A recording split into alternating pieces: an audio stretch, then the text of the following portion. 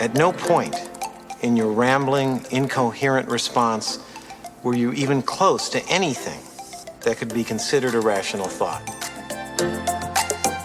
I'm doing everything I can.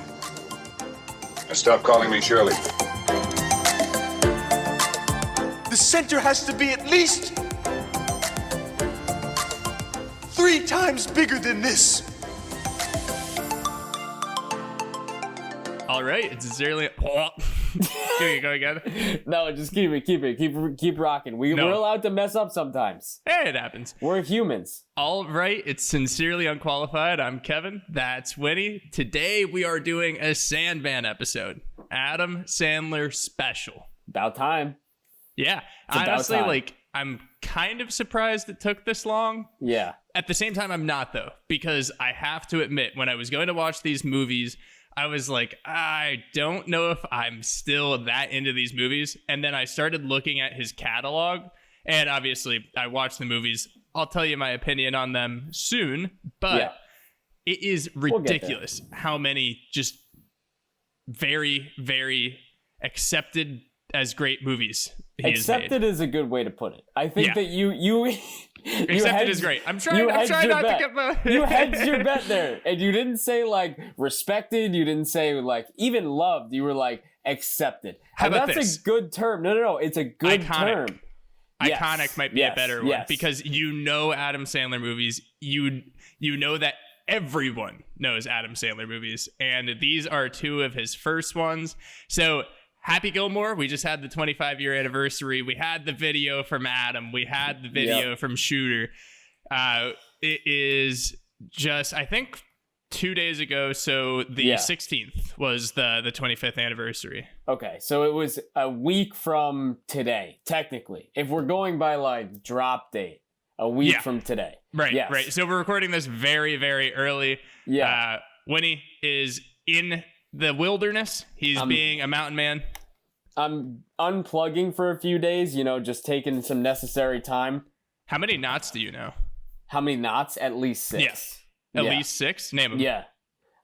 Windsor. Okay. That's like a tie. Triflin. That you just made that up. No, I did not. That is not the name of a knot. The bunny one.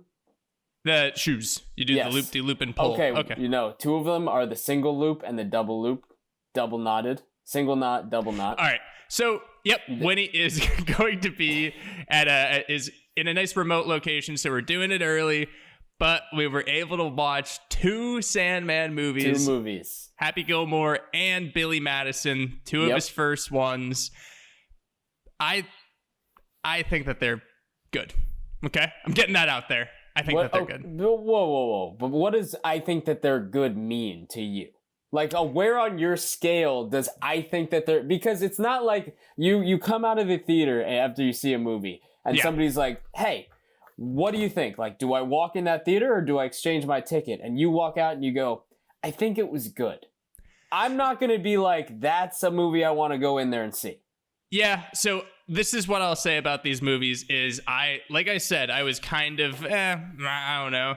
So what I think it was is I was worried that my nostalgia was going to get ruined, and it didn't happen.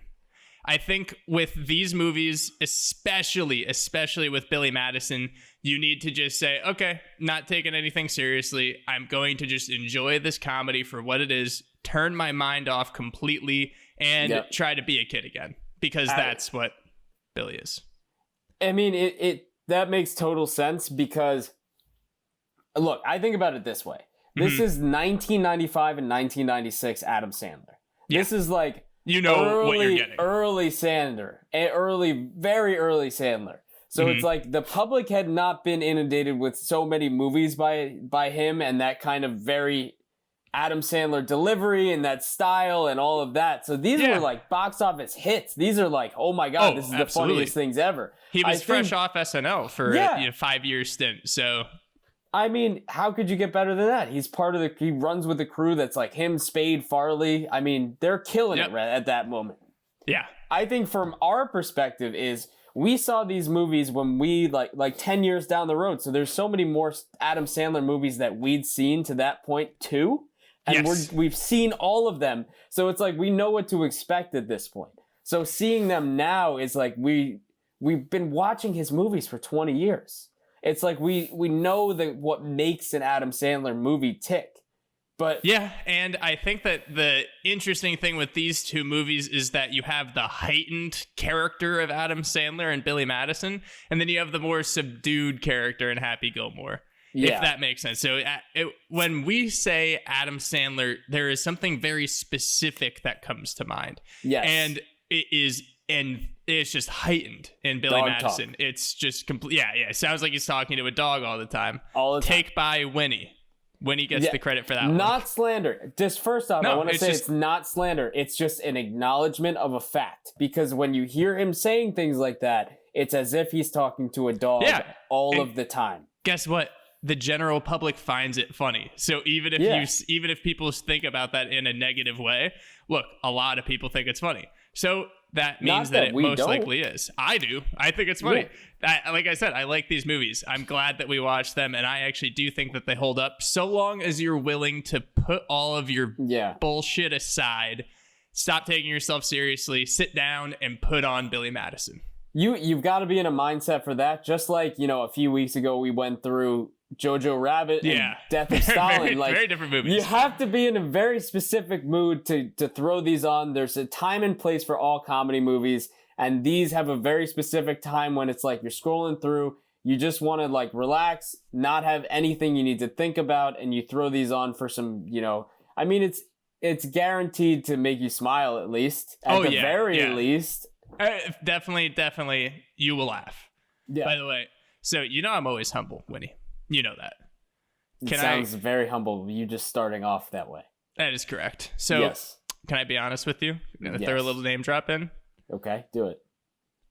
I know someone. Yep. Whose name is not Adam Sandler, but okay. So do I. I know a ton of people knew Adam Sandler when he was a kid. Wow. Isn't that pretty cool? Are they still close?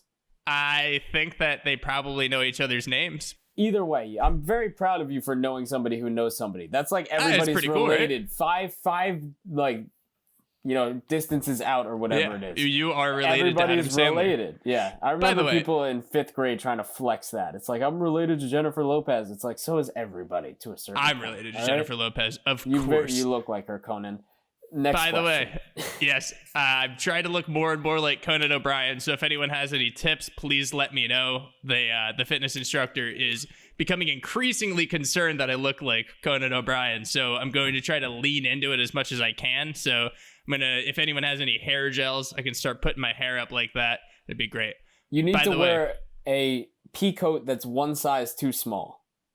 Is that Conan? In public with a t-shirt. Yes. Get me some schmediums. I'll What I do need to point out to the listeners about looks is the fact that I feel like, so I think that you have an Adam Sandler look to you, but I feel like if you add in like 30% of me, it would kind of be like Adam Sandler would be our love child. How does that make you feel?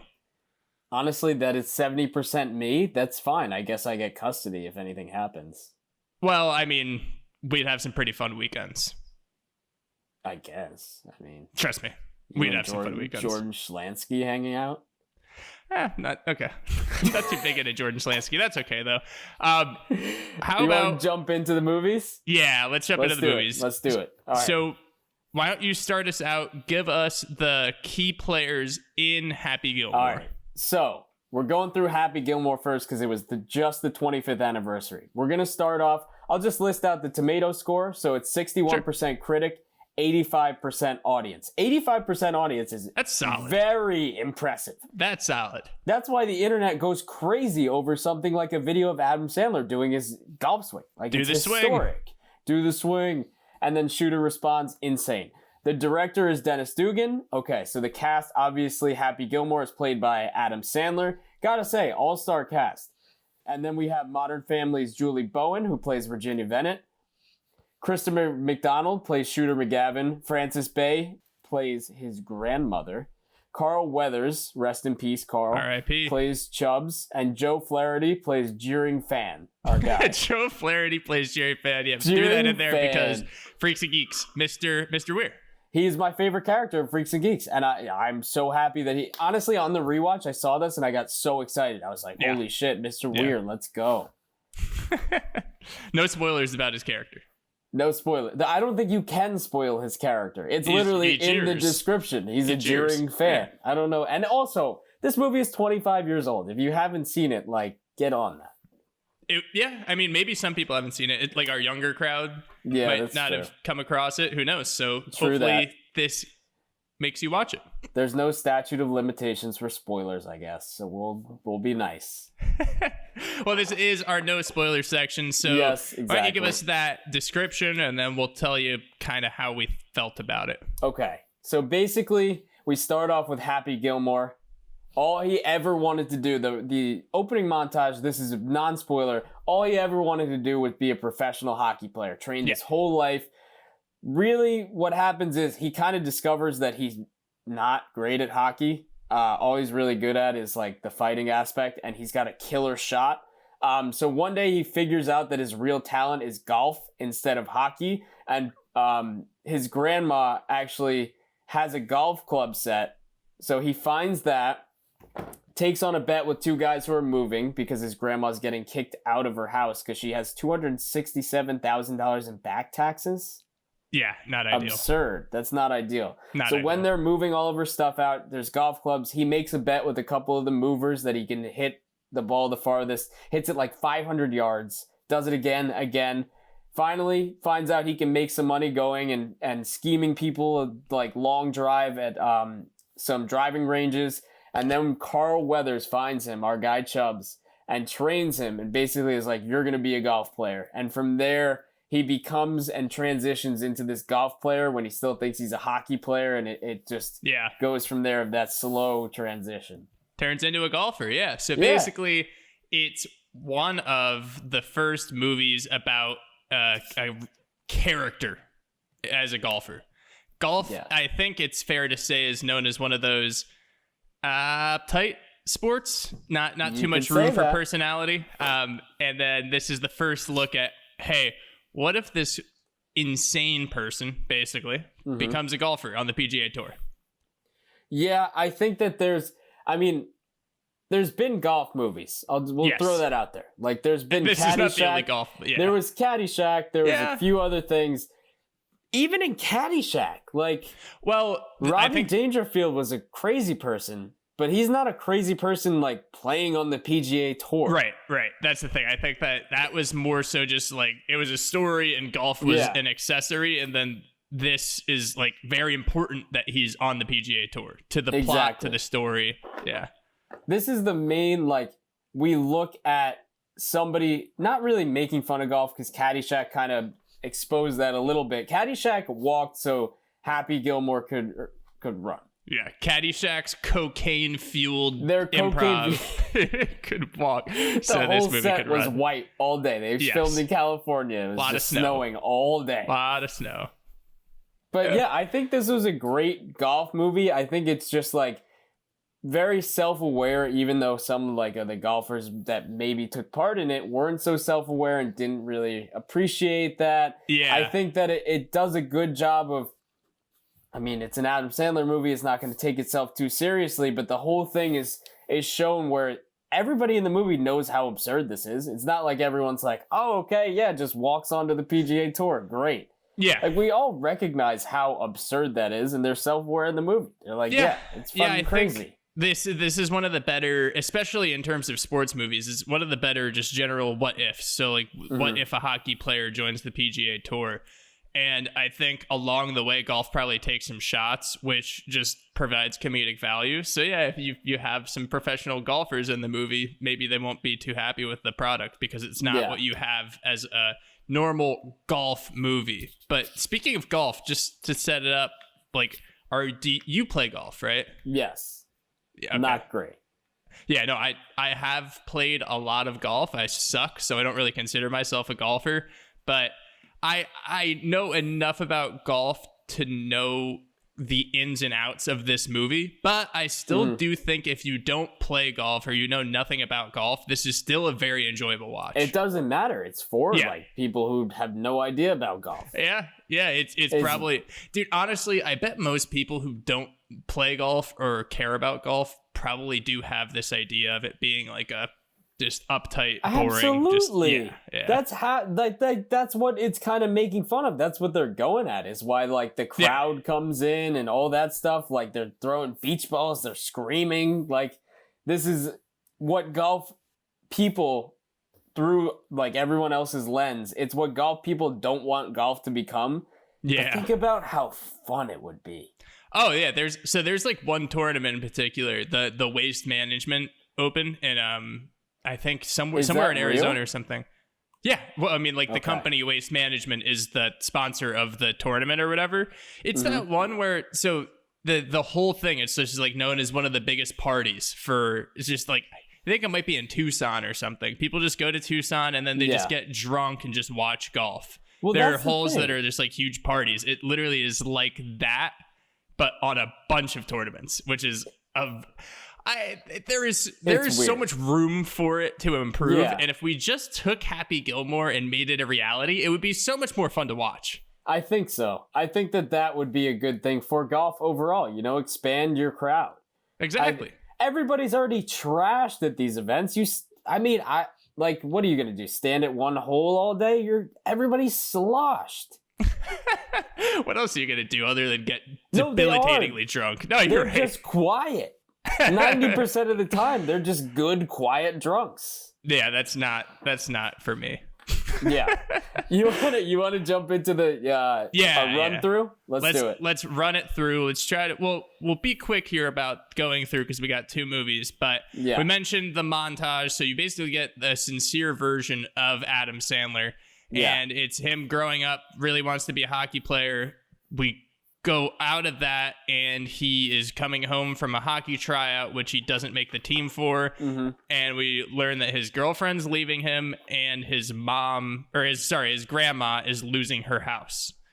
And somewhere in there is a really funny part where he starts singing to the intercom. Because he's trying to get his girlfriend back, and then an older lady hears it, and as does a child, and the older lady decides she wants a piece of it, and he gives it to her. She just comes up to the door. What I wanted to ask you is, would you? In that exact situation? Yes, exact situation. Your girlfriend just leaves you. This older lady comes up after she just hears you belting, and I think he was crying maybe a little. Would you do it? He was licking the intercom at one point. Yeah, exactly. So if I got you to lick an intercom, say I left you, you know? Yeah. I left you. Yep. You're so enthralled with me, which of course, and then I leave. If someone comes up, opportunity comes literally knocking. Sure. You're doing it? I guess. Put a stamp on it, folks. We got Winnie.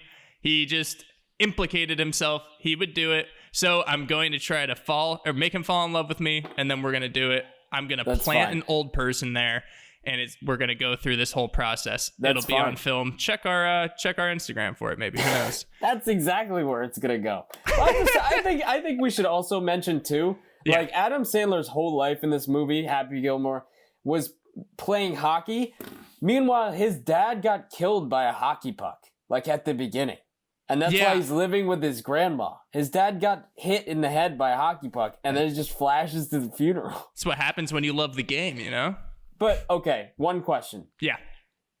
It broke the lens. So where did it hit his dad? So his dad was actually the cameraman, and the cameras back then weren't really that good. Just kind of like a sheet of glass. So he was just standing there, went through the camera, actually went through his skull. It didn't even just go in and indent itself in there, straight through. Do you know that? Yeah, they left that part. That's in the unrated version. You have to get like the behind the scenes unrated version for that. So after all of this trauma, Adam Sandler's got to like sell the house, as we mentioned. They've got to find a way to come up with this money because his grandpa built the house with his bare hands for him and his grandma. He loves his grandma so much. Got to come up with this money. Can't even make the hockey team. He's like, all right, got to put her in a home for a little bit while I make this money. Puts her in a home. That's where we meet Ben Stiller's character, the insane orderly. Yeah. Who's just making these old people do like make quilts for money and not get paid and like go to sleep at his every command. Yeah, he's like something out of a like Stephen King novel. Yeah. His character would like serve best to live there, but we put him in a ridiculous comedy movie and I love it. It's like Kathy Bates in Misery, but you put him as an orderly in an old folks home. And that's exactly what we have here. That's when we get the good stuff. But yeah, so we need to find some money. What are we going to do? It actually comes to him. So as they're moving out, as when he mentioned in the rundown, he makes a bet with these guys to play golf just so he can watch a hockey game. And we learn that he can really drive the ball. So he starts hustling. Yeah, starts hustling people. And then this golf professional catches his eye as he's getting pelted with balls in a batting cage, which, by the way, they were at 90 miles per hour. Like, he's just taking it. Yeah, you could probably stand there like 50, 60 maybe, and it's just like, but 90 is like, that's a little excessive. You would just, I mean, you could probably just stand there, but that's intense, even at 60. Yeah, I remember getting hit by a pitch in Little League and stuff, and that's what I mean. Hurt. And it's not like kids were throwing gas. Yeah, probably like 50, 60, I would bet. Yeah, it hurt. So up that to 90, and Happy's doing that. Then we meet Chubbs, the character introduction. He's trying to get him to play golf, kind of tells him, like, hockey's stupid, not going to happen. And he really doesn't want to, but then Chubbs tells him he can make some money. So he decides to go, he tries, and he has this basically like play-in tournament at what I think is, I guess, just like a country club. But, okay. Yeah. First thing.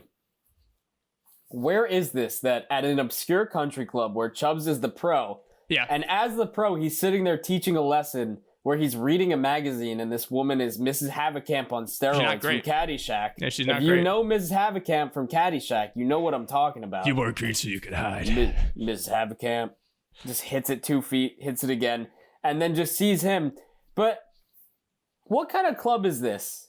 Or like a golf institution where that's going on, but at the same time, there's a play-in tournament to just make the PGA Tour? Yeah, just to get on the PGA Tour. Ridiculous. Yeah, for those who don't know golf, that's not common.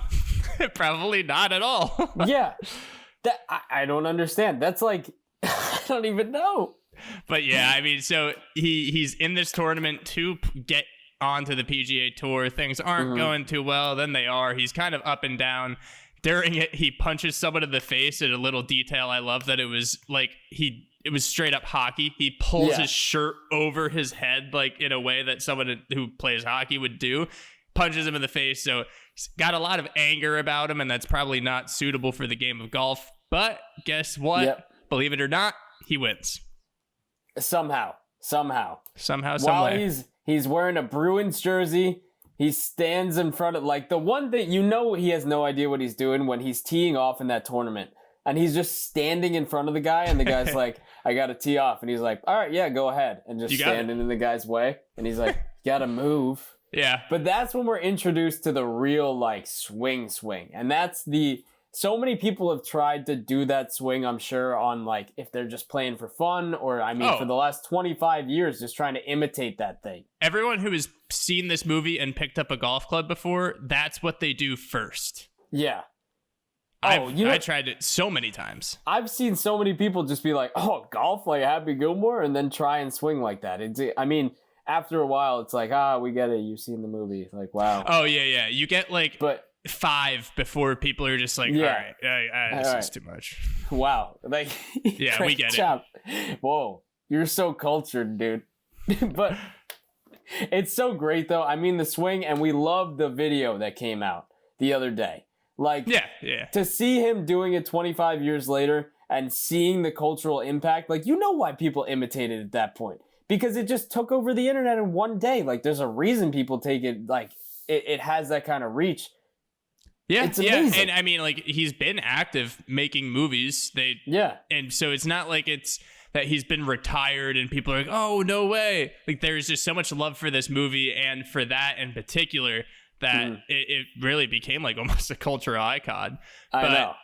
He's on the tour after he wins, and then there's some golfers hanging around. Shooter's there, and he tells them to go to the 9th green at 9 p.m. And 9 at 9. Yeah, what are the sprinklers come on? He gets all wet. So Shooter's basically bullying him, and all the other people are in on it because they don't really want him there. They think that he's just like like some sideshow act. Yeah, but that's also when Julie Bowen starts like coming on him. So for some reason, she's out at the green. Maybe, like, do you think she knew beforehand that was kind of going to happen? Like, there's no way you're just walking out that way. She knew what was going to go down that night. She knew. Yeah, absolutely. Yeah, she knew. This wasn't the first time Shooter did something like that. She's the marketing, or she's a PR person for the PGA. Got to take care of everybody. She's kind of playing both sides. She's making sure, like, Shooter is marketed well, but at the same time, this new young kid, this insanely popular, like, one PGA tournament that he's playing on sold out in a day because he's playing there, because he's so revolutionary playing in jerseys. Like, she's got to make sure he's good too. Yeah. She's going to check on him. It's it's a meet cute, but not really the meet cute, but it's kind of a meet cute. It is, I guess, technically a meet cute, but yeah. Then their relationship kind of only stays professional because she's like, hey, you need to stop going so crazy or you're going to get kicked off the tour. And Happy obviously wouldn't get the money then. But so he kind of improves his act. He starts doing pretty well in tournaments and collecting checks. And then at a certain point, he loses it and then gets suspended from the tour so he didn't really think that there was any way he could get his grandma's house back because he was short of the money. And that's when Shooter is at the auction. The auction, yeah. So he did a Subway deal, which is also kind of funny that they're doing all this like promotion. Yeah. And he makes the bet with him, okay, if I lose, I'll quit the tour, but if I win, you give me the house back. Yeah. So we get ourselves in this super, super high stakes golf tournament. I think it was technically the PGA Tour. Like, what would be that? Yeah, that was it. And then, like, at the same time, we had Julie Bowen doing these backdoor deals to get him not kicked off the tour. Like, she's just like, all right, you can't, because he's throwing his clubs, he's doing everything. He picked a homeless guy as his caddy. Like, he's doing these reckless things.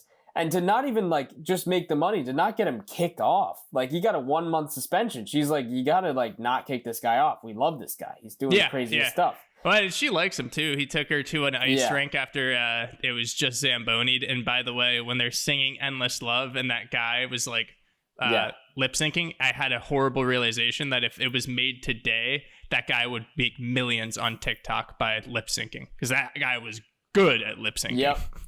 No, he would be more famous than Charlie. That would be crazy. Just lip syncing. I was like, who's Charlie? Charlie D'Amelio, dude. Get your game up. Yeah. So when this bet goes down, Happy's like, well, all right, now I got to get really serious about golf. This is the high stakes. I need to get this house back.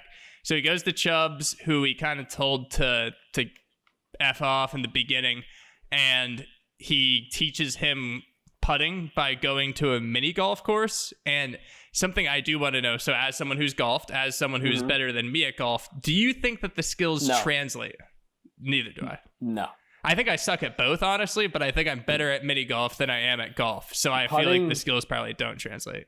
Putting doesn't work. Like, for me personally, it never works. I don't know what the deal is. I don't know what juju you need to put on your club, like what spell you need to do.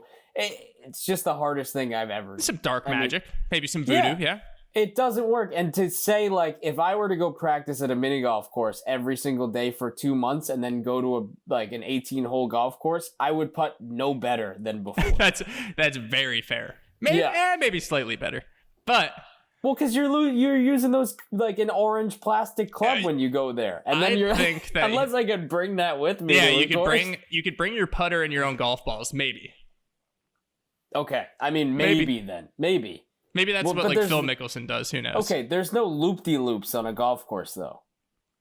Well, I mean, there is later. We'll get to that. Okay. Also, there's something very important that we need to touch upon, which is Chubbs' hand.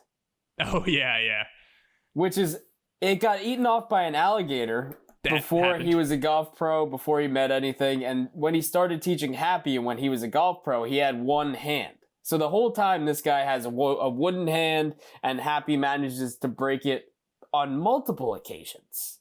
Every time. And then, as you mentioned, he, at the golf tournament, beats up the alligator to avenge it because that alligator with one eye, as we saw, just took Chubbs' hand. Yeah. So Chubbs teaches him, though, and he gets really happy with his results. So he wants to give Chubbs a present. So Happy has him in his house on probably like the third floor or something, and presents him the head of that gator, and he dies. He falls through a window, falls off the window and dies. So Chubbs gave him this beautiful hockey putter. Yeah, that's right. They still sell today. It's got the Odyssey logo on it. That's a real golf company. Like, they sell them. Yep. It's in the shape of a hockey stick, but it's a putter. And then Happy's like, oh, I got something for you, too. And it's literally just an alligator. It's an alligator, and he freaks and out. Dude falls out the window. Yeah.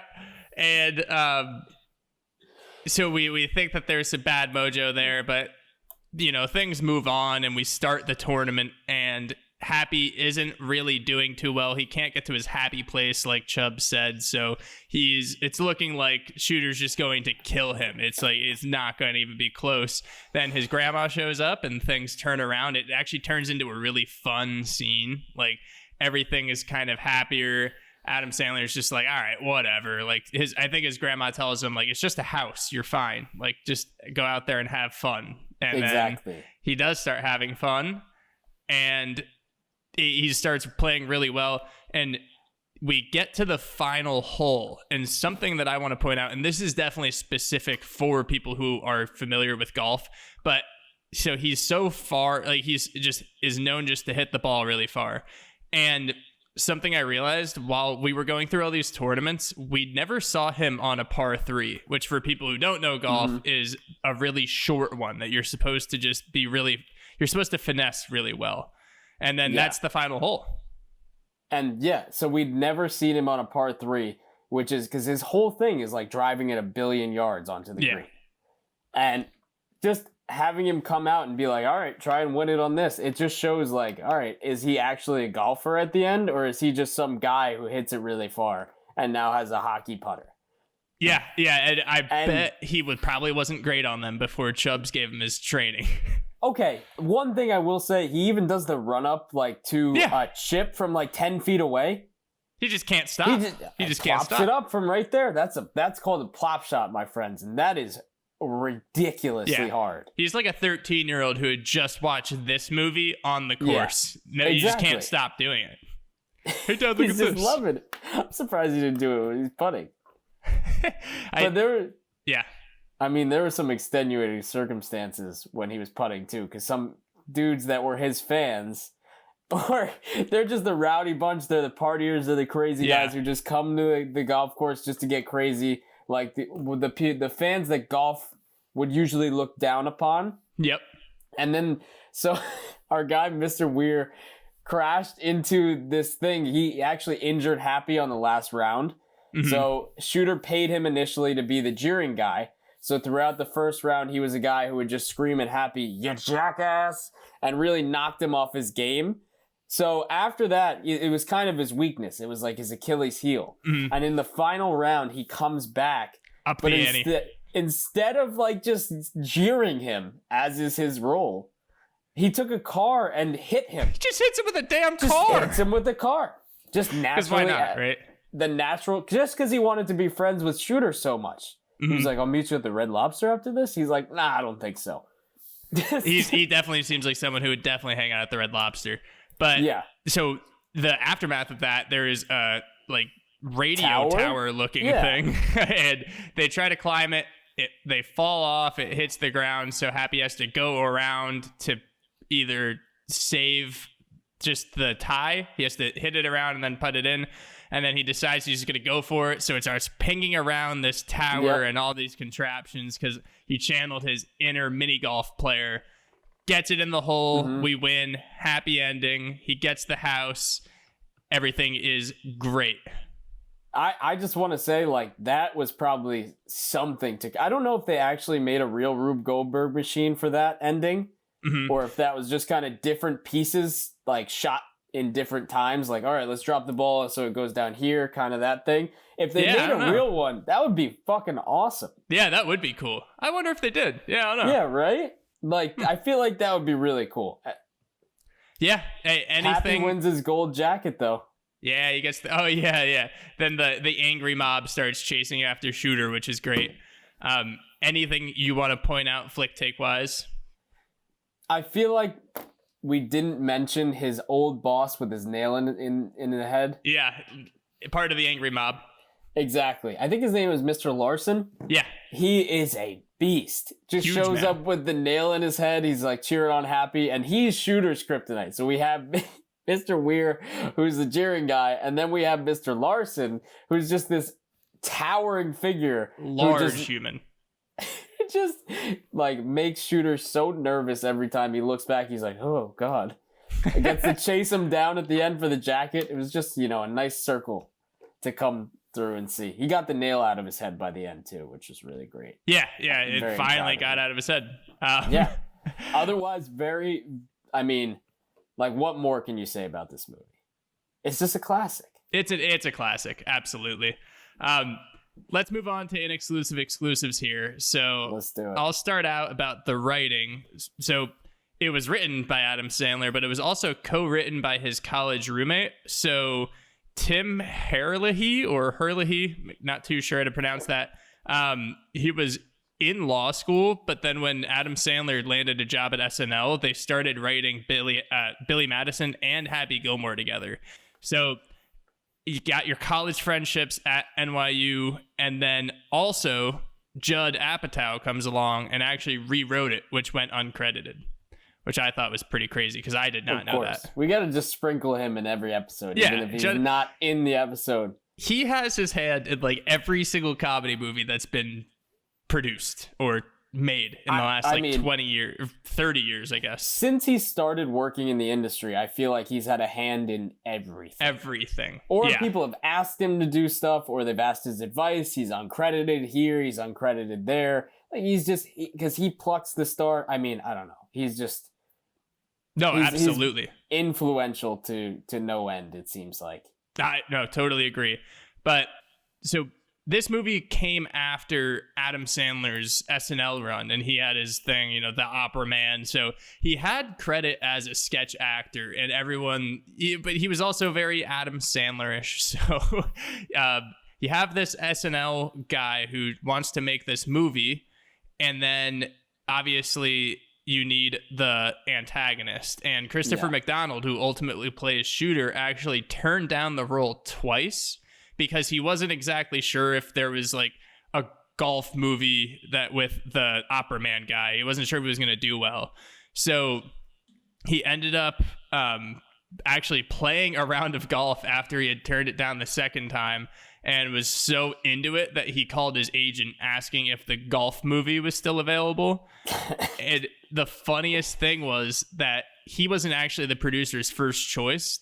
The producer's first choice for the role was Kevin Costner, and he actually ended up passing in order to make his own movie about golf, Tin Cup. Also a great movie.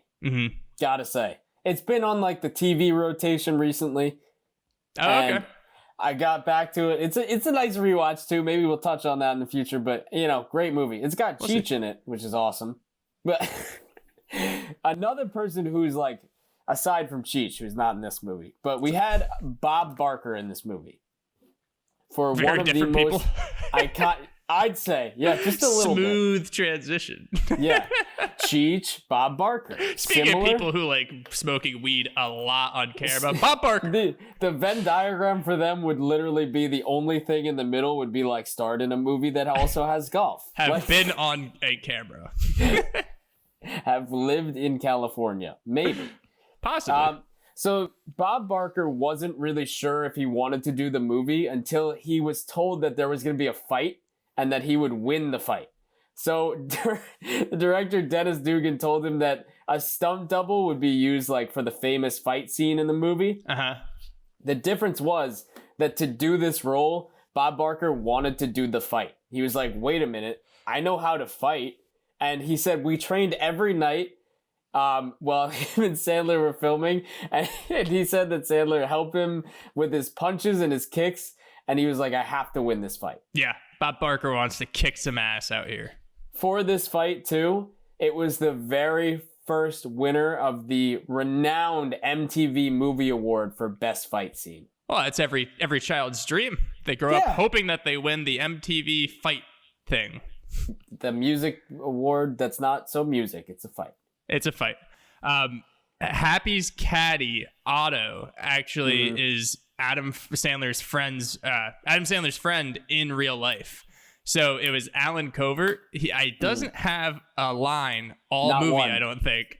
But he has such a progression. Yeah, he really plays a nice role to not have any words. But so Alan Covert is the one who stars in Grandma's Boy, which is also a Happy Madison property. Oh, jeez. Of course. Yeah. You gotta... Adam keeps it in the Sandler, family. too, is great with, like, bringing his friends into movies. Oh, yeah. It's literally... That's what his movies are now. It's just like a hangout. Yeah. I mean, you can't get better than that. So... Something that was unexpected from the movie itself, too. So, when Mark Lai is talking to Happy at the cocktail party, Lee Trevino shakes his head in disappointment several times. So, he was silent. I mean, Lee Trevino is a famous golfer, in case you didn't know. I'm not just saying the name of a random person here. So, he was silent for the most of the time during his appearance. And he actually later regretted being in the movie because he didn't know that they were going to use all the foul language. And if he had known that, he said he never would have done the movie. Yeah. My rebuttal to that is that it's PG-13. It is PG-13. And maybe get over yourself. I think Mother Teresa. Yeah, I think that's a pretty good example of the kind of people that they were making fun of, which is probably why he didn't want to be in the movie. Yeah, I think that shows you why they made the movie. Yeah. why it was pretty necessary. Hey, pal, get lost. Hey, guy, relax. Calm down. Golf, sacred. So, the success of this film is clear, right?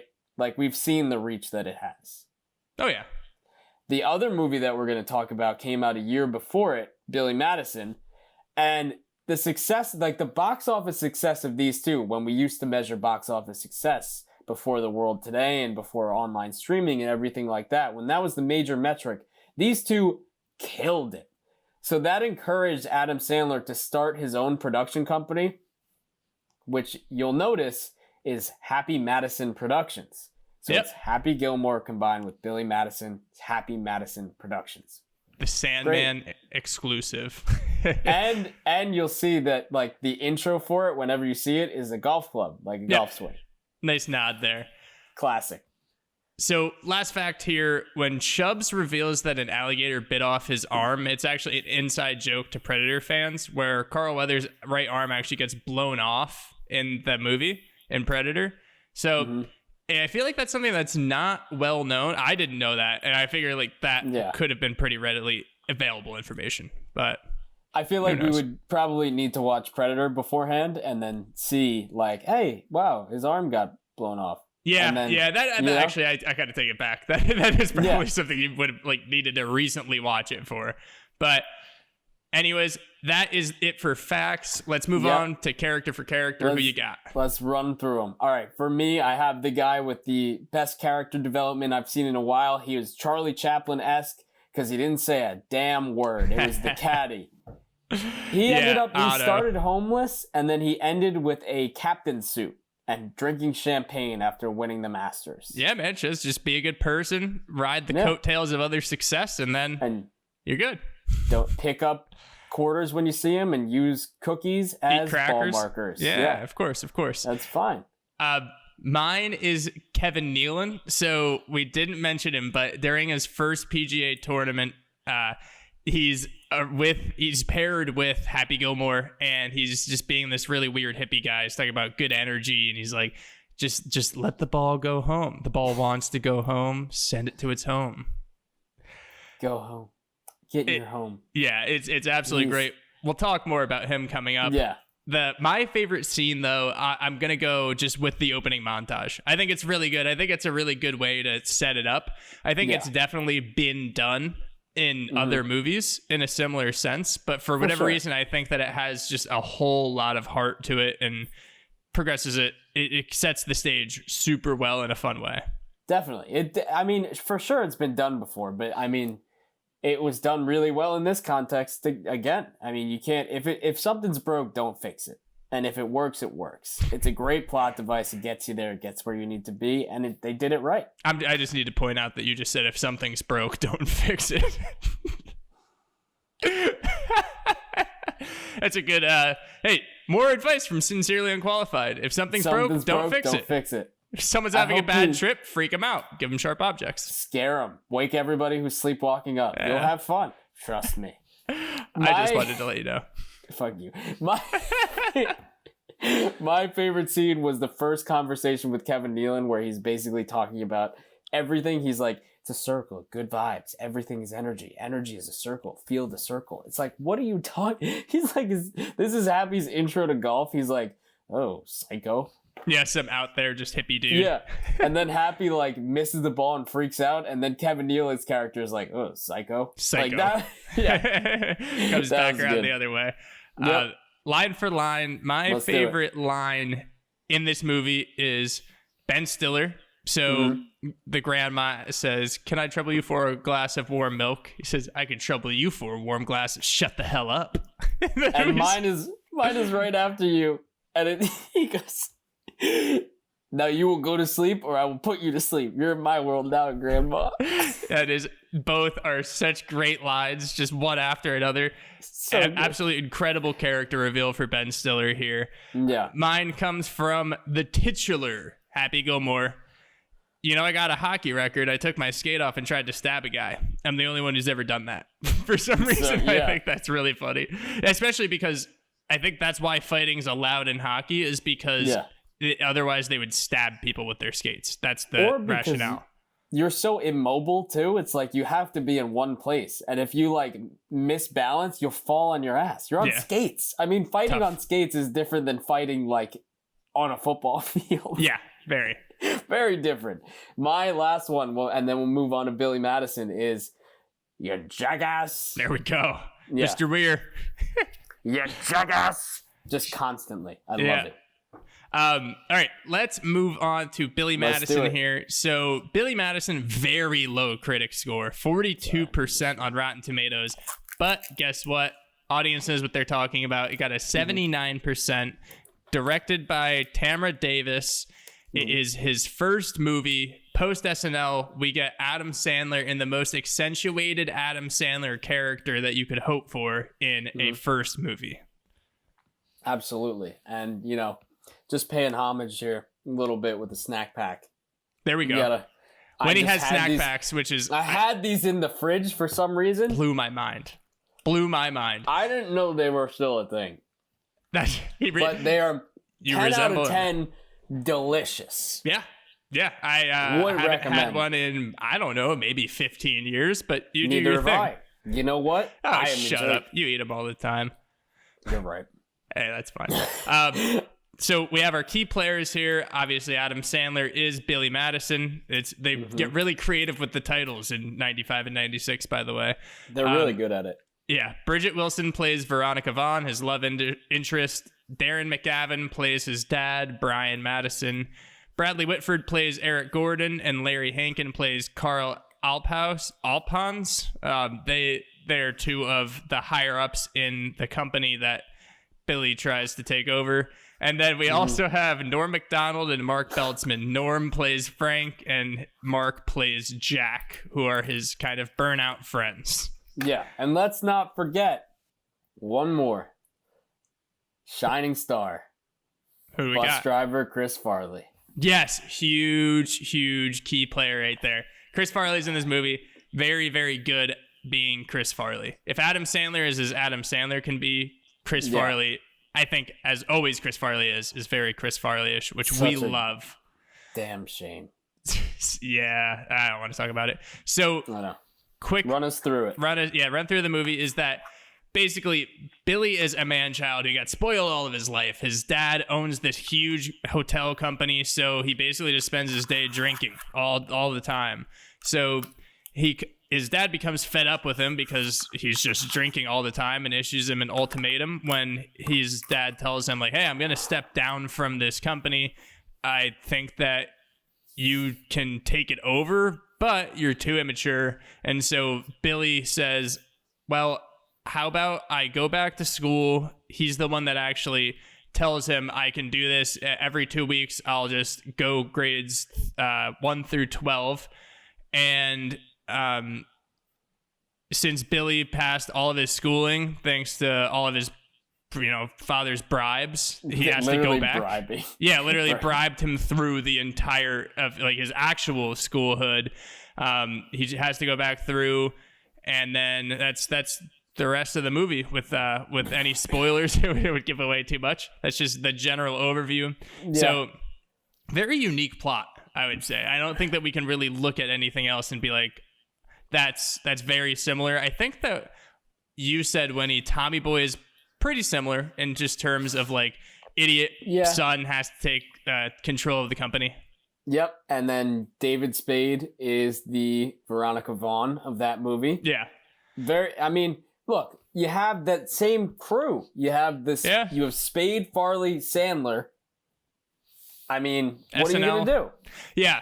So I think in terms of first movies post SNL, when you think about a unique script to Adam Sandler that he also wrote, we're talking about that as a premise. I think it delivered very well, especially if you want to talk about box office. It delivered very well. For sure. And it's like, again, like I was saying, like we know what to expect from Adam Sandler. At the time, he's the star of SNL, like coming off hot off SNL.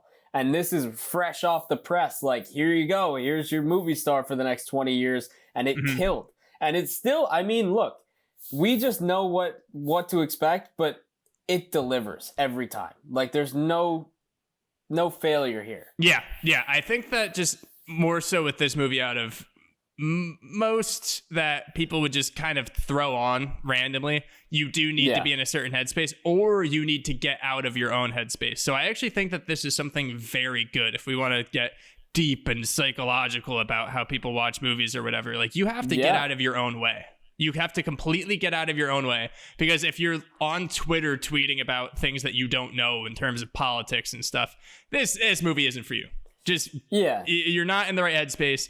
If you are ready to be like, all right, I'm just going to turn my mind off. I loved this when I was a kid. Let's watch it again. It's going to be great. And if you're ready for some things in the movie to just pop up and be like, that makes absolutely no sense, but let's roll with it. Yeah. Like, you got to be fine with it. It's just a fun, turn your mind off watch. Absolutely. I mean, what more can you say about it? It's great. No, yeah, honestly, I don't think I have too much else to offer with the non-spoiler, like, premise versus product. Look, you know what you're getting. How much can you say without spoiling the movie? I mean, realistically here, it's not like we can dive too deep into it. No, I know. So let's run through. Let's run through. So it starts out with Billy being drunk. So you see Norm Macdonald. He ruins his dad's really important business meeting, and then this is when we hear about the ultimatum, and Billy ends up getting really drunk with his friends, goes out, lights flaming bags of dog shit on people's porches, which, by the way, I want to ask you, have you done anything like that? No? Anything similar? No, but I rewatched, and it was like, I had never put it together why there's flaming shit in a bag. So I thought it was because, like, maybe the fire made it smell worse or something like that. It's literally so that you have to stomp on it and you stomp in shit. Yeah, of course. No, I don't know why it's never like 2 and 2 came together for that. I don't often think about flaming bags of shit. So like seeing that again was just like, all right, yeah. I mean, I never did that, but it is an ultimate gag. Like I think that's a well-known one. Yeah. It's because, the guy, don't tell me my business, devil woman. Don't put it out with your boots, Tom. So have you ever like ding dong ditch or anything? Yeah, of course. We would like, okay, so we were idiots. We were in the same vein. On a snow day, we dressed up in like all white clothes and we ran and ding dong ditched people's houses and then laid in the yard across the street from them. Oh, that's pretty good. Thought that we were like, they were staring at us and they were like, all right, we'll just let them have this W. Like, I'm just up against the tree, like my legs up. You can see my boot up against the tree. They were just like, all right, whatever. Cool. They're just like, who did it? And we're like, it was us. How old are you? I think like 5th or 6th grade. It was really cool at the time, just having so many kids like decked out in all white gear. But it was nothing like lighting a bag of flaming shit. No. So they're all freaking out. They're laughing like piss drunk behind a bush. Yeah. To show you where they were at mentally too, like the first scene we have, it's Nudie Magazine Day, and Sandler goes in his personal golf cart down to the mailbox at his absurd mansion, and he opens it, and there's Nudie magazines, and the 3 that he got were She-Male Fiesta, Women Over 80, Wrinkled Skin, Wrinkled Sheets, and then the other was just Drunk Chicks. Drunk Chicks is the one that he wanted. And that's looked through She-Male Fiesta, wasn't getting it done. Nope. What was it? Females over 80? Women over 80. Yeah, he was okay with it, but it just wasn't. Ultimately, he wanted Drunk Chicks, which I'm assuming because he was drunk, that's the link there. But that is a very good point that we did not point out. And he sees a penguin for some reason. Like, he hallucinates a penguin just often. Makes no sense. Like, where does that come in? He's like, I've been sitting in the sun all day. And everybody, like, his maid seems to know about it. And she's like, that penguin's not real. Yeah. Like, how many times has this happened to him that he sees this imaginary penguin? It seems like a lot. Whenever he's stressed, it seems like the penguin or whenever he's just pissed drunk. Yeah. Because I also, if you know anyone who sees imaginary animals when they're drunk, let us know, but I don't think that's a thing. Exactly. So Billy starts, he proposed the idea, we're going back to school, and then we have him waiting for the bus. And what I wanted to ask you about this is the back to school song. Did that also get sung all the time when you were kids? And just like, is that memorable to you? Because when I heard that, I was like, I remember how many times I've heard that. Not specifically, honestly. Okay. Like, I heard it and I was like, that either was really good improv or he's just standing there. But it wasn't something I connected with, like, actually hearing when I went back to school. The one thing I did hear is the shampoo is better. No, conditioner is better. Like, I heard that ultimate way more than like Sandler. Back to school. Yep, that was dog voice on steroids. Yeah. The shampoo and conditioner thing is very, very memorable for me. But the other one is when so let's get to first grade here. Around all these kids, they have nap time, and I think that the kids fell asleep, and Miss Libby is just reading this story, and he goes off. He does you got a dog, you got a responsibility. You can't just sit on your ass. You go and find that fucking dog. And that's just something that I thought was so funny because as childlike as he is, he's also like just way too much of a 20-year-old dude, and you see that right away. Yeah.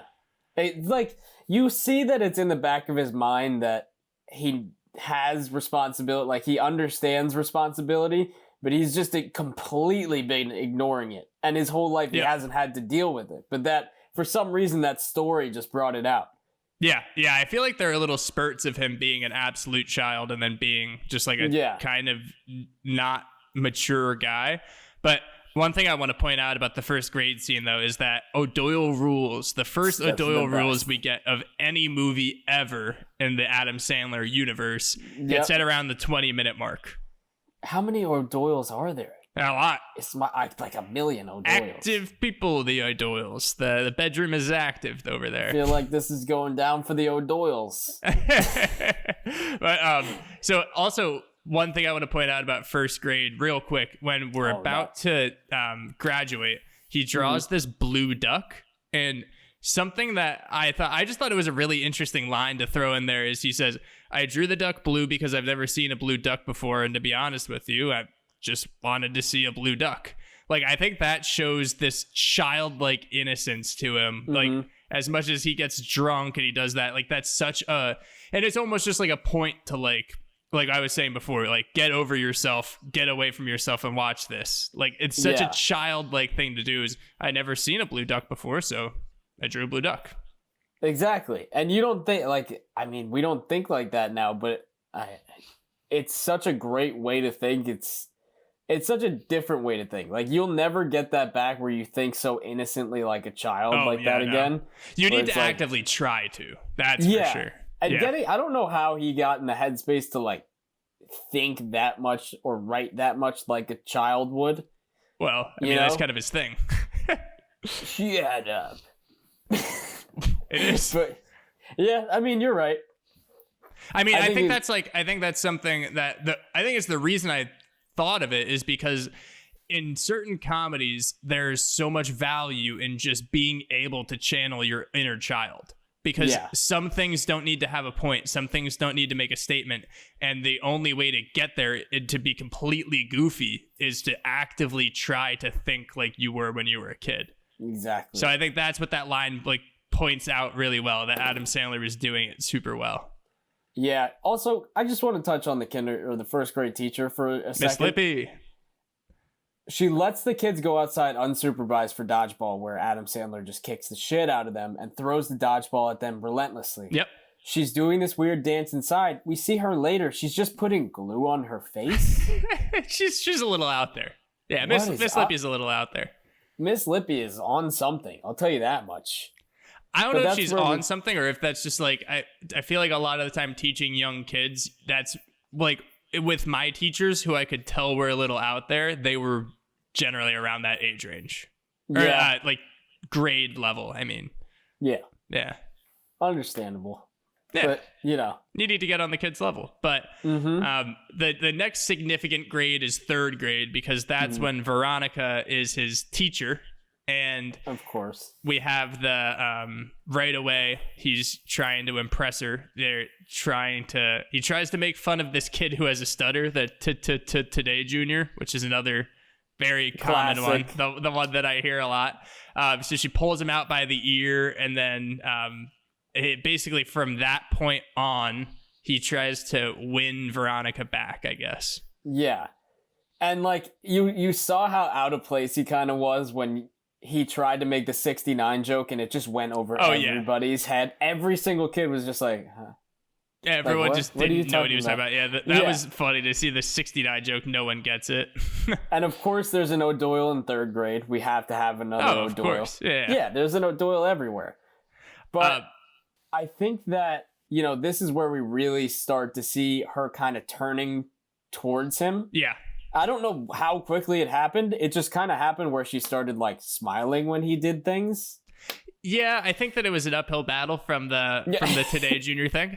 They go along. There's a field trip, and it's a really important scene because one, you have Chris Farley driving the bus to the field trip. Oh my god! Just giving an absolutely fantastic performance, and then during the field trip, you have Adam looking out for his friend who's a third grader. He pees his pants. Adam Sandler then pees his pants to tell all the third graders it's cool, so they would like to do it. And Veronica sees that, and we get the first really genuine smile from her. Like, I like what this guy's doing. Well, she also knew what he was doing on the bus. She's like, oh, the double dare thing where he came over and was like, oh, trying to be all sly, touching her chest. And then she was like, well, I'll double dare you to go back to your seat. Like, she knew what was going on. That was a little, She knew that, obviously, he was into her, but I think it's the first time she actually looked at him as, like, a good guy as opposed to just some, like, out of touch dude. As opposed to his friends and Chris Farley, all the kids' lunches are gone, and the old lady who was on the field trip, who was incredible, was just like, who would steal these children's lunches?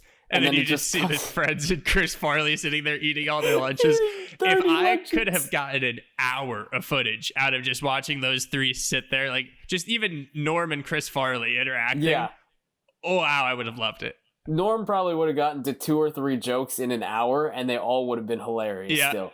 He would just draw them out, and then they would still be great. So I'm sitting there and talking.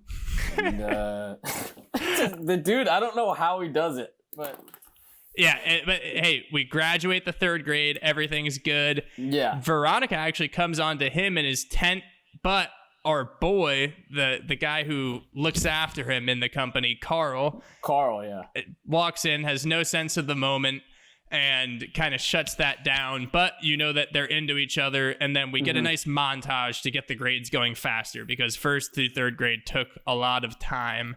And so we know Eric's the bad guy in the company who the company goes to if Billy isn't successful.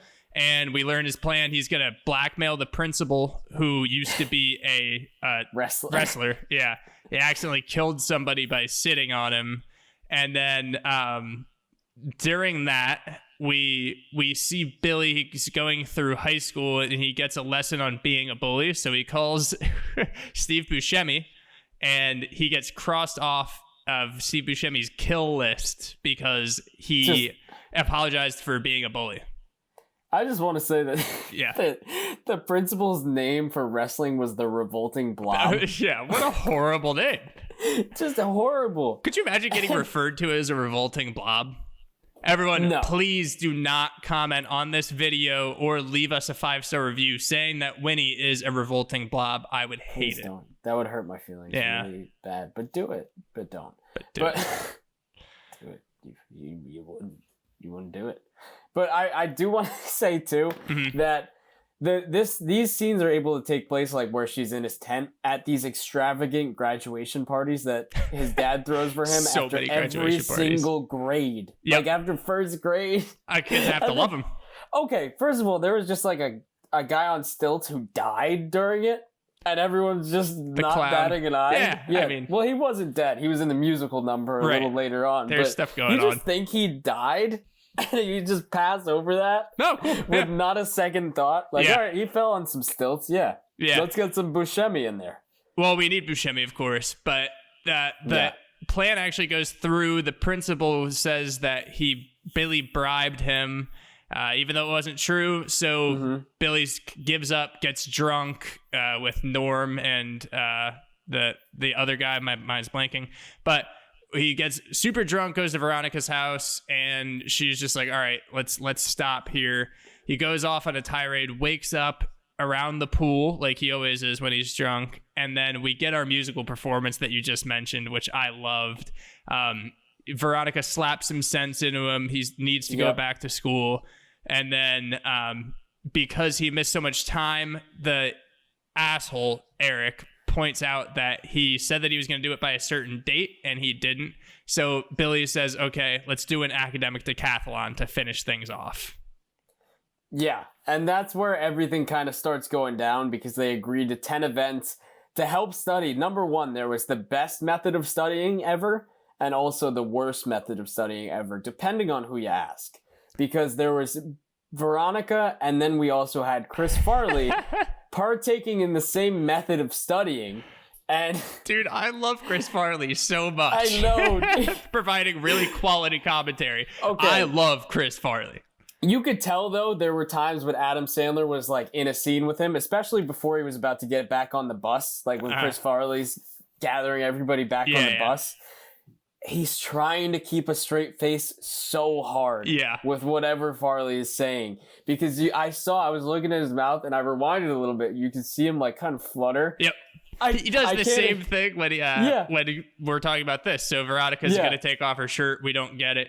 And then Chris Farley, he finally gets the answer right. And you're like, oh, is Veronica about to take her shirt off? No, it's Chris Farley just like doing Chris Farley things. Oh my goodness, like, so good. You got it. That was great. I mean, I can't imagine how many takes it must have actually taken for them to use one where you can see that he's visibly breaking. Yeah. Like- There was obviously, the camera was right on Chris Farley because you could not put it on Adam Sandler because I guarantee you he's dying laughing. He might not even have been there, honestly. I don't know if it was an over-the-shoulder shot. Yeah. Like, just film it separately. There's no way that that's happening. Shoot us email at sincerelyunqualified@gmail.com. DM us. Winnie will take his shirt off the way that Chris Farley did on camera, and then I'll be Adam Sandler. Or vice versa. Whatever you want. We'll see which one. Whoever's in better shape at the time. But it's going to be in a few days. So let's go to the academic decathlon. Yeah. So we have all of these events. I know that there was math, and then there were a few others. There was like instruments. There was running. They're going back and forth. One wins, other loses. Or one wins, one loses. Baking a pie where Eric gets completely set on fire, which probably would have died, but we just go past that. We end up at the trivia round, like the end round. You get to pick your opponent's category. It's essentially a Jeopardy board up there. And the host has been, since he's been on screen, talking about how his wife just runs around on him and always cheats on him. Just a weird little character trait. 3 of the categories, she's like, if anybody brings up my wife or cheating, this competition is over. Yeah, we'll get to that line. Yeah, but he's got 3 categories in there. You'll notice in the background, one is my wife, the tramp. The other is my spouse is sleeping around. And the third is I married common street trash. And they're just like, the only one that actually gets a pretty close up is my spouse is sleeping around. Yeah. No, my wife the tramp, maybe. My wife the tramp. You have to look for the other ones. You can see them kind of when they're in the establishing shots and everything, or behind people, but before that. Then so we get one of the most iconic lines of all time, which was Adam Sandler goes off about how the Industrial Revolution led to something, and he just goes off about the dog literature.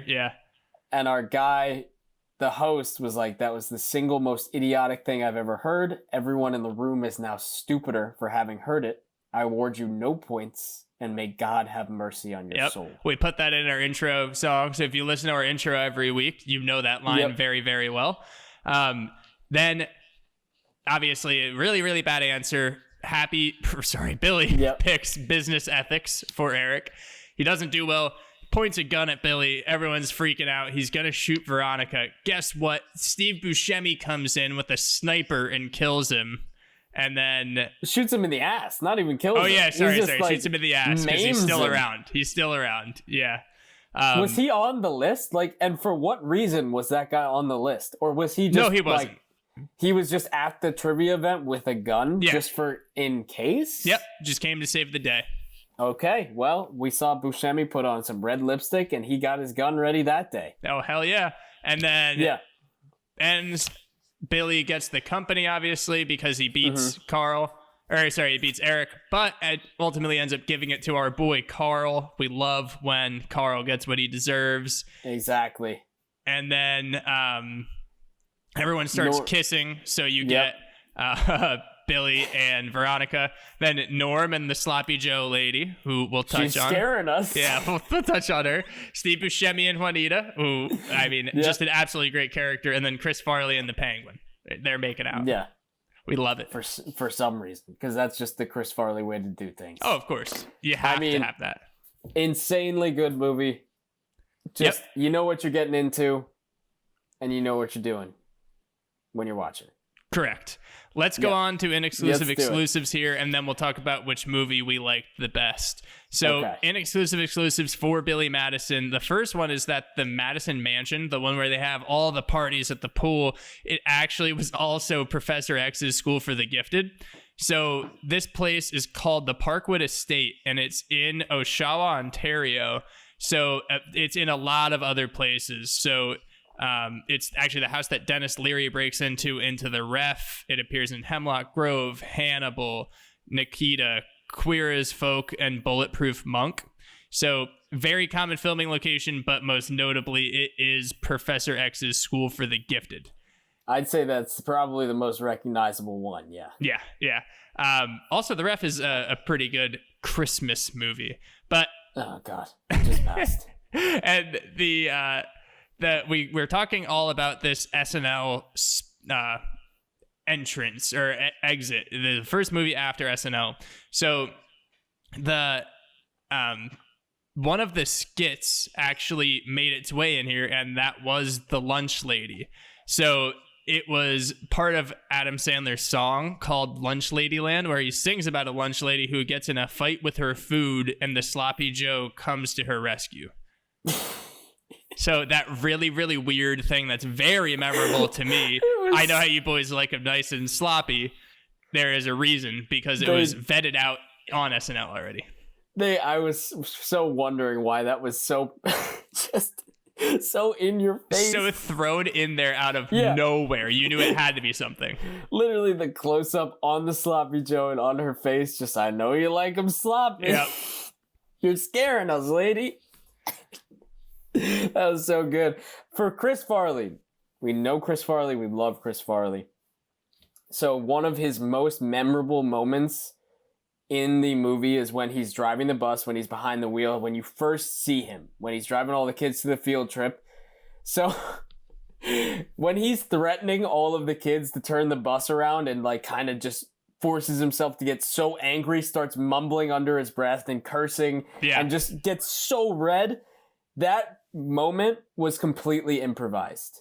So all of that was just Chris Farley being Chris Farley. The genius of him. Absolute genius. Yeah. I mean, it is so Chris Farley. Yeah. It's not even improv. It's just him being him, I feel. It's just Van by the river on steroids. Yeah. Like, just going hard. And it was so good. I mean, I could watch just that clip and be satisfied with the entire movie. Yeah. Also, so he has a really specific line that we'll touch on a little later as well.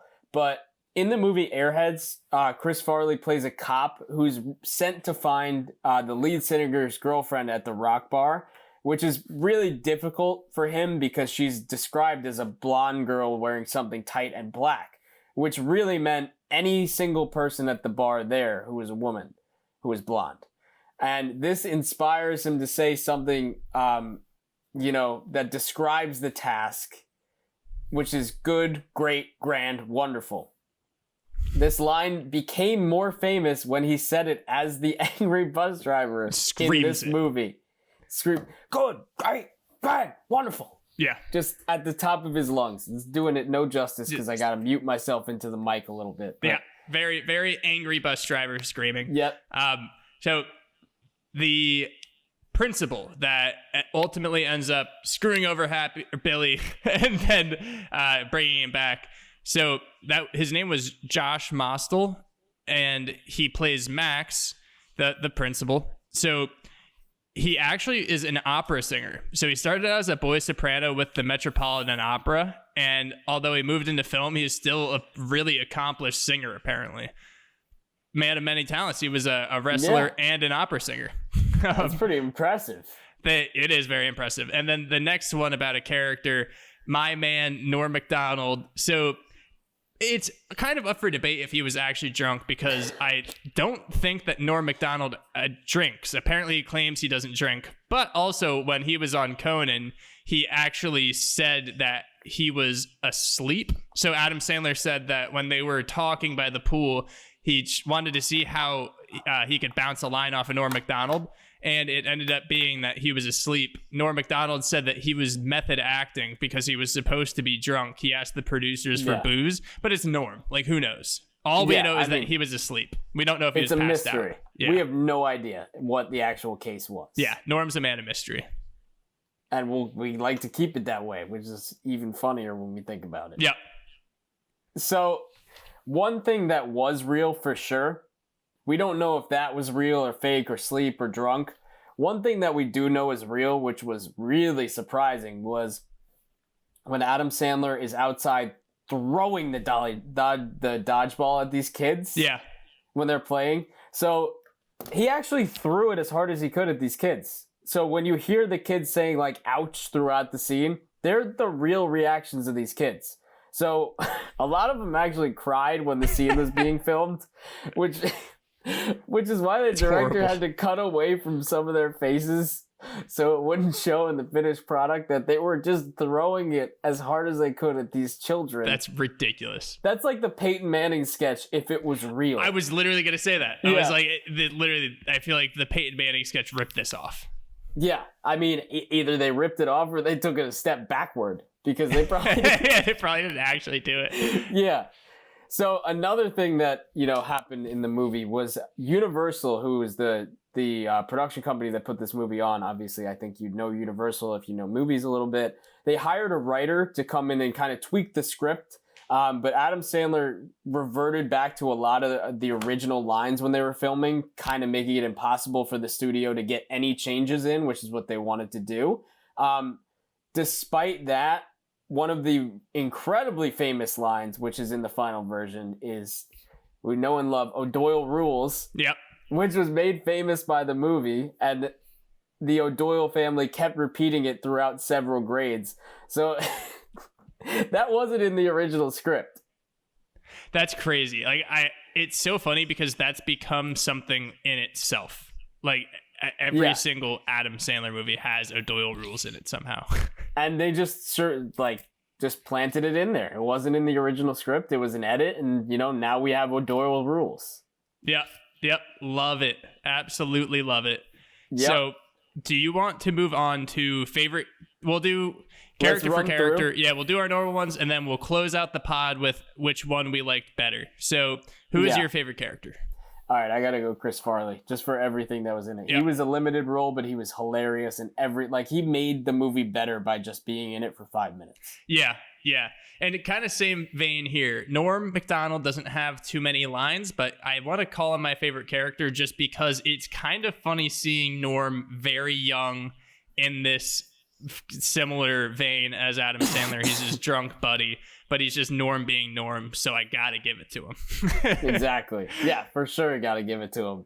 My favorite scene is actually going to be the song. So when Veronica slaps sense into him and they're doing the "Yes, I Will Go Back to School," the song, I think it's so well done, and I think if Adam Sandler had his musical thing going on at SNL, so you were expecting something out of this movie with it, and I think that they did that insanely well, having like them harmonize and just the mechanics of the whole thing. I got a kick out of it.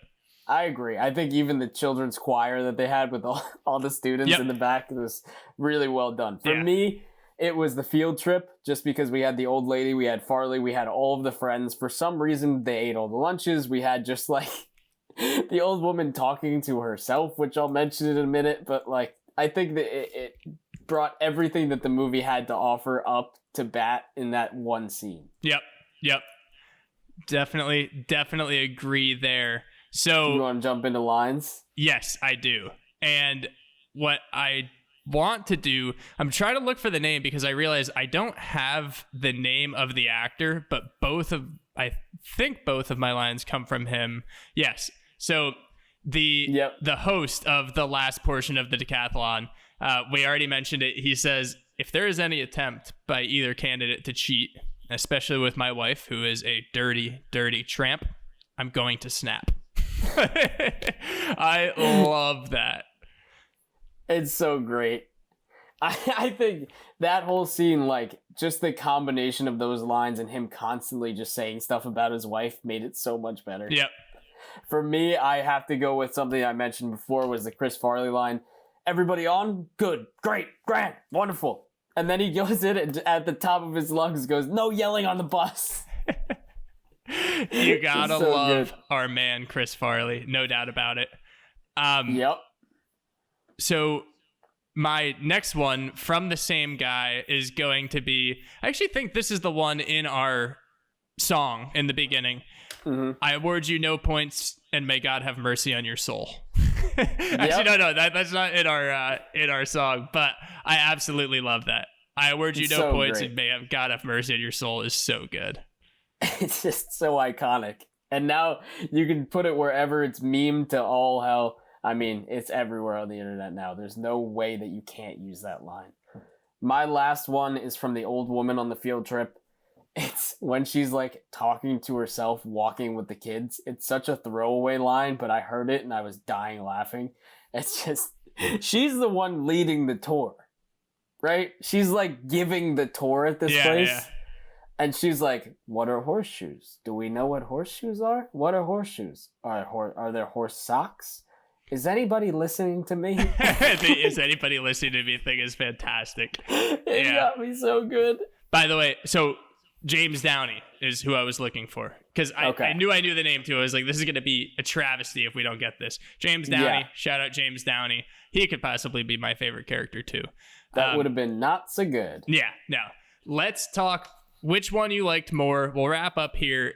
I can actually start. So I liked, even though I thought I would like Happy Gilmore more, especially on the second watch, because it's a more endearing, more toned down version of Adam Sandler. I gotta say I liked Billy Madison more. Really? Yeah, I think so. I don't know. I think like for rewatchability and my willingness to go back and watch it again, I think I would do Happy Madison, but initial Billy viewing, Madison. Billy. Yeah. No. I mean, sure. I said, I meant Happy Gilmore. Sorry, yeah. I meant Happy Gilmore. Yeah. God, I'm getting. Oh God. I mean, it's the production company. It's getting long night. Yeah. But long day. Long day. But I think for the initial watch, I think I would find Billy Madison a little bit more for me. Yeah. Actually, I didn't think about rewatchability. In terms of rewatchability, I think Happy Gilmore wins for sure. Yeah, because it is more toned down. Not everyone would be okay with watching Billy Madison multiple times. Honestly, I'm not sure if I would be too. But out of these two movies, I think that Billy Madison is better. Yeah, and I think like it's going to be a little bit before I rewatch Billy Madison. I'll give it a couple of years, I think. I think for sure, yeah. It's got to, let it breathe. Age, let it breathe. Let it breathe. Open it up. You didn't even watch Hubie Halloween in October. I did. You remember that rundown? Well, so sorry. We'll link it here in the YouTube video. Yeah, his mother lit somebody on fire for him, and he is a thing. I don't even know. Well, the Sandman's getting the money now. Yeah, he's got like a 10 deal movie deal with Netflix, insane. And now he's boys with Jennifer Aniston. He's like, hey, you want to be in 10 movies with me? She's like, absolutely, give me half. And they're like, okay, let's do it. Sure. And then we get Murder Mystery. So there we go. Never watched it. Won't. All right. I think we can wrap up here though. Yeah. Another pretty long one for you. If you listen this far, thank you so much again. Definitely let us know what you think. If you haven't, please give us a review on Apple Podcasts or like our stuff on social. Tell your friends. Help us grow. We would love it. We appreciate you so much. Keep interacting with us on social. Winnie's got his snack pack. He's ready to have a great weekend. I am, absolutely. I'm going to go scarf this snack pack. There we go. All right. Well, we will review another movie next weekend, maybe two. Again, didn't talk about it. But until then, I am Kevin. I'm Winnie. We'll see you at the next episode. It's snack pack time, baby.